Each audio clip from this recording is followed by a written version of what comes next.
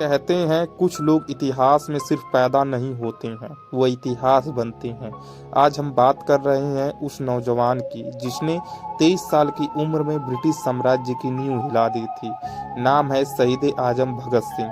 28 सितंबर 1907 पंजाब के बांगा गांव में एक बच्चे ने जन्म लिया। उस घर में आज़ादी की बातें थी, दीवारों पर क्रांति के सपने थे और खून में देशभक्ति थी।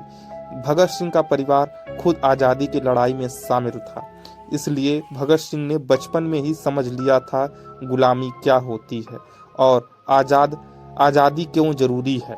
1919 में जलियांवाला बाग हत्याकांड, निहत्थे लोगों और मासूम बच्चों पर गोलियों की बौछार हुई।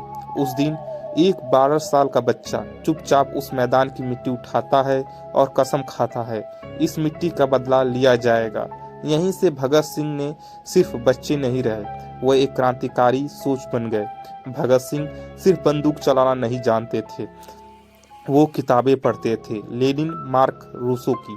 उनका मानना था क्रांति का मतलब सिर्फ बम नहीं बल्कि सोच का बदलना है। उन्होंने कहा था क्रांति की तलवार विचारों की शान पर तेज होती है।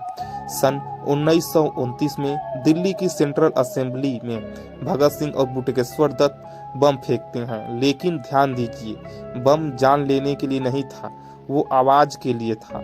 और फिर वो नारा, इंकलाब जिंदाबाद, साम्राज्यवाद मुर्दाबाद। वो असेंबली से भागे नहीं, खुद गिरफ्तारी दी, क्योंकि भगत सिंह डरकर मरना नहीं चाहते थे, वो लड़कर जीना और हंसते हंसते मरना जानते थे।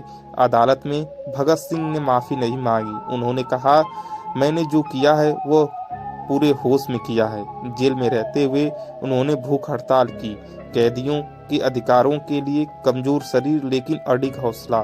23 मार्च 1931 रात का सन्नाटा, तीनों नौजवान भगत सिंह, सुखदेव और राजगुरु को फांसी के तख्ते पर मुस्कुराते हुए चढ़े। भगत सिंह आखिरी बार बोले, इंकलाब जिंदाबाद, और फांसी का फंदा इतिहास बन गया। भगत सिंह मर नहीं सकते थे क्योंकि विचार कभी नहीं मरते। आज भी अगर कोई अन्याय के खिलाफ खड़ा होता है तो भगत सिंह जिंदा हो जाते हैं। आज सवाल हमसे है, क्या हम सिर्फ उनकी तस्वीर पर फूल चढ़ाएं या उनके सपनों का भारत बनाएंगे?